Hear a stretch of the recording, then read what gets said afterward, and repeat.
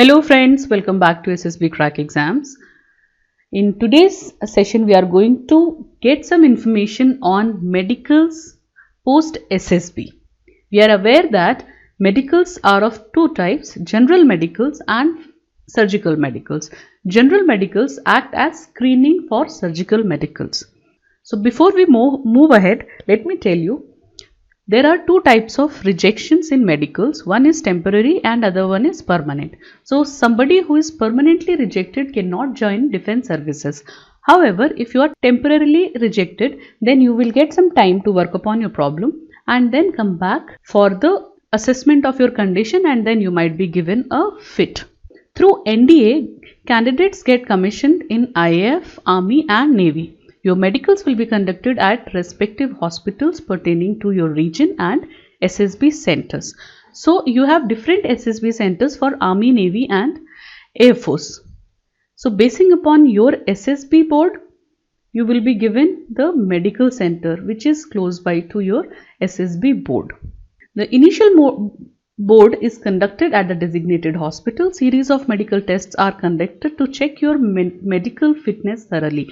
So you are tested from your head to toe for the fitness, because you are going to be a soldier, and then for a soldier, health or physical fitness is of prime importance. The time taken for this procedure can be between 7 to 15 days. Once a candidate goes through all the tests successfully, he or she is declared medically fit. So the time taken can be anywhere between 7 to 15 days.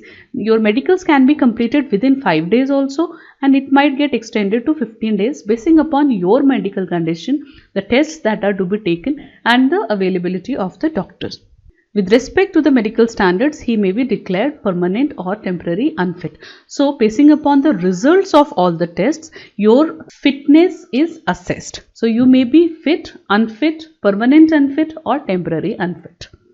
You will be screened for your height and weight at SSB. So once you report at SSB, you will be assessed for your height and weight. If your height is lesser than the requirement of service, then you will be enrouted back home. However, if you are overweight, then you would be given a letter of caution and advised to reduce weight before you appear for your medicals. Temporary fit candidates report back for the checkup after a prescribed time of 42 days, and the condition is reconsidered for fitness or being unfit. First, you undergo your initial medical board, then you go for appeal medical board, and then you go for review medical board. So if you get your fitness certified, so if you are declared fit in any of these boards, then you are fit. And if you are unfit in all the boards, then you will be given a permanent unfit and you will not be considered for services ever again.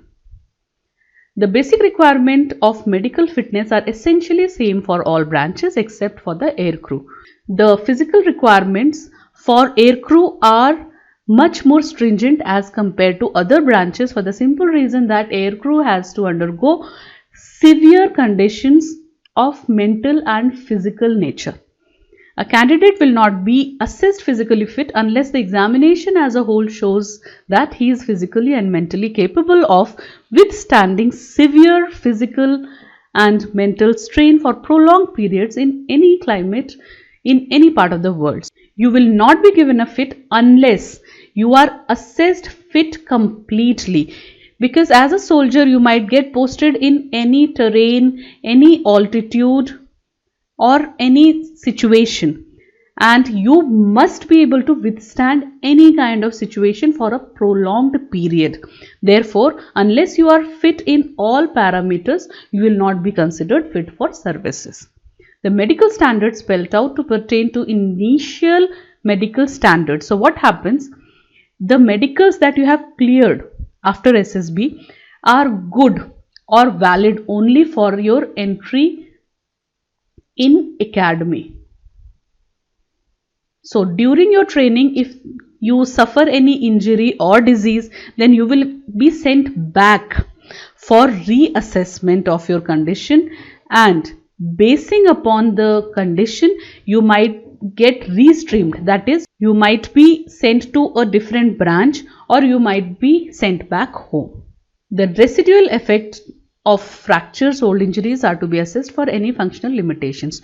So by any chance, if you have suffered any accident, any severe injury or any disease, then that has to be assessed thoroughly for the residual effect so that it does not recur or it does not have any effect on your fitness as of date.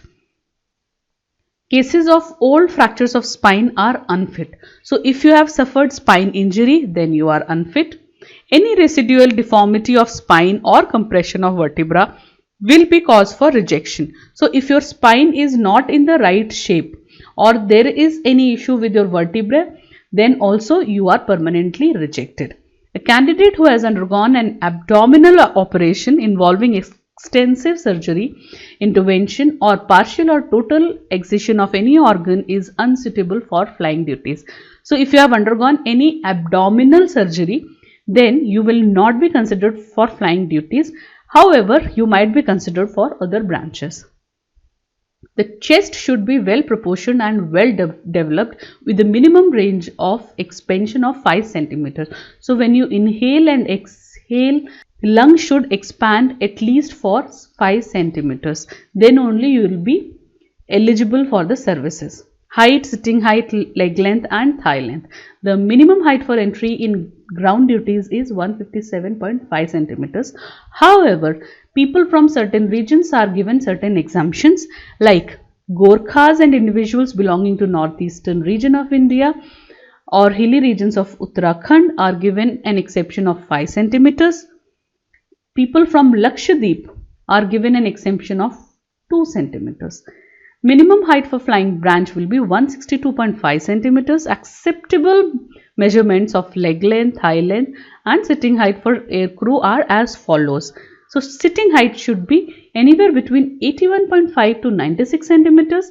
Leg length should be between 99 to 120 centimeters and thigh length should be maximum 64 centimeters. So these parameters are laid down basing upon the weapons and aircrafts that we have in service. So if you do not qualify with the minimum criteria of the requirement of your height, weight, length, leg length and all, then you will not be able to operate these. Then you are no good for service. Therefore, people who do not qualify for the minimum height, weight and these standards are not considered fit.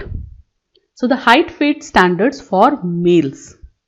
So height in centimeters starts from 152. Age is from 15 to 17 years to 33 to 37 years and respective weight is checked. And then you are given a standard deviation of 10%. So if your weight should be 50 kgs as per your height and age standards, then you are given a deviation of -5 or +5. So if your weight is more than this range, then you will be given a warning.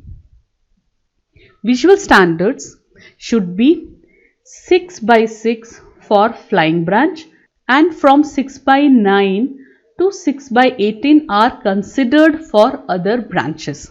So this is it with the medical standards for NDA. In our upcoming session, we are going to have a look at surgical medical standards for NDA.